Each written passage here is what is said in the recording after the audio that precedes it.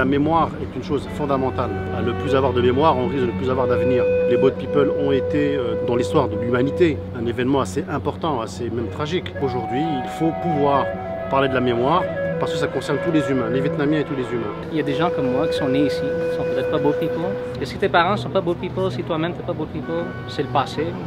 Tu t'en fous un peu. Quand le Québec a ouvert ses portes aux Vietnamiens, on a vu aujourd'hui les résultats. Probablement des gens qui débarquent en Europe, 40 ans après, deviendront de très bons citoyens.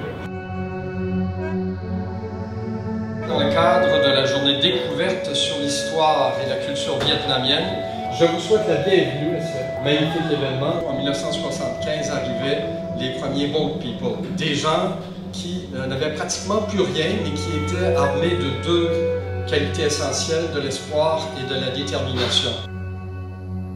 Une phrase que Socrate a dit.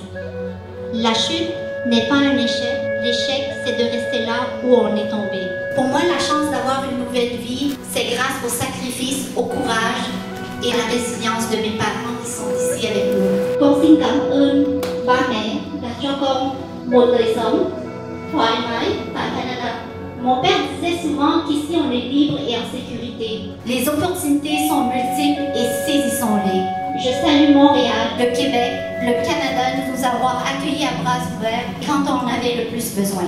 Uniaction est très heureuse d'avoir le soutien de la Banque nationale, mon employeur, ainsi que de Pointe-la-Gallière. Merci Louis Vachon, Karen Leggett et Julie Roy pour votre soutien et votre présence. Chers invités d'honneur, mesdames et messieurs, la Banque nationale, à titre de partenaire principal, est fière de présenter la journée de découverte sur l'histoire et la culture vietnamienne. Tibi est fondatrice d'Uniaction, mais également employée de la Banque nationale, comme vous savez. Elle est parmi les quelques 120 employés qui sont issus des communautés vietnamiennes, cambodgiennes ou laotiennes à la Banque nationale. Au cours des 10 dernières années, la Banque a doublé la proportion d'employés provenant des communautés culturelles. Cette proportion continuera d'augmenter au cours des prochaines années. J'en profite pour célébrer la résilience des communautés vietnamiennes, laotiennes et cambodgiennes. Célébrer aussi la solidarité des gens qui les ont accueillis à Montréal il y a 40 ans. Et aussi célébrer la capacité d'intégration de notre société. Au nom de Francine Lelièvre, directrice générale, je vous souhaite la bienvenue au musée. Nous sommes heureux de vous accueillir aujourd'hui pour souligner le 40e anniversaire de l'arrivée des réfugiés vietnamiens au Canada. Cette journée de découverte permettra à plusieurs personnes d'apprendre sur l'histoire et la culture vietnamienne. Pour d'autres, elle fera revivre des moments marquants. Il faut beaucoup de courage pour fuir un pays, pour s'embarquer sur une mer souvent hostile. Il en faut tout autant pour repartir à zéro dans un nouveau pays. Je félicite l'équipe d'Uniaction pour l'organisation de cette journée commémorative et pour avoir offert à tous les invités une belle exposition. Aujourd'hui, la communauté vietnamienne, forte de près de 45 000 personnes, contribue à son développement à tout point de vue. La crise humanitaire des Boat People a marqué un tournant dans notre engagement et le Québec a dit « nous, on peut jouer un rôle ». Depuis, au gré des conflits internationaux, le gouvernement du Québec et sa population ont su se mobiliser. Et si nous tendons ainsi la main à toutes ces personnes en détresse et déracinées, c'est avec l'espoir qu'elles puisent ici la force de rebâtir leur vie. Notre souhait est que tous ces hommes et toutes ces femmes participent à notre société et contribuent à sa prospérité, à son développement, à son rayonnement. Que tous ces enfants puissent trouver leur place dans nos écoles, puissent trouver stabilité et bonheur. J'aimerais saluer la résilience et la bravoure et vous remercier de partager avec nous aujourd'hui votre parcours et votre histoire. Xin cam on se gop mark pour qui vit. L'histoire des Boat People est mêlée à la mienne. Je suis d'origine haïtienne, c'est pas difficile de comprendre la douleur, ce que Nietzsche aurait qualifié d'expérience de la mort. Aujourd'hui, le Montréal que nous écrivons, c'est un Montréal qui inclut l'histoire de la communauté vietnamienne. Quel souvenir vous gardez, vous, de votre arrivée au Canada? La neige, la pureté de la neige, parce qu'on est arrivé le 27 mars et à Mirabel, c'était recouvert partout.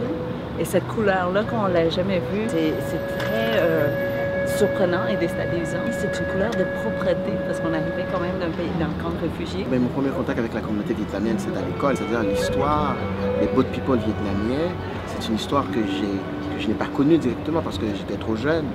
mais c'est une histoire par la suite qu'on allait apprendre. Et lorsque dans les années 80, les Haïtiens qui commençaient à voyager par bateau, et puis beaucoup de gens de la communauté haïtienne disent, voilà, ça y est, nous sommes devenus des Vietnamiens. C'est important pour une ville d'avoir une mémoire.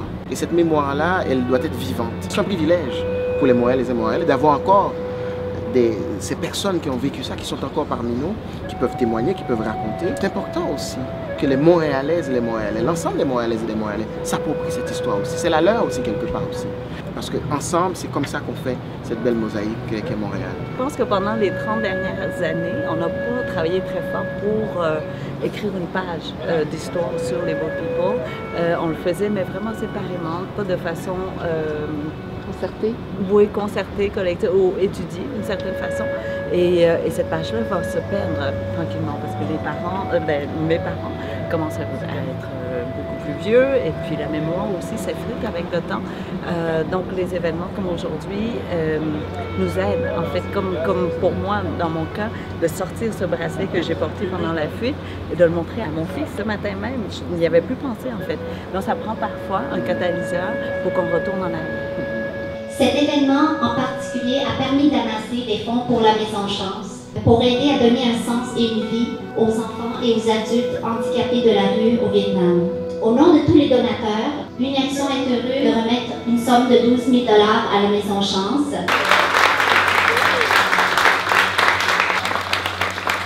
Vivons pleinement notre vie en ayant un regard positif vers l'avenir afin d'être le plus heureux possible.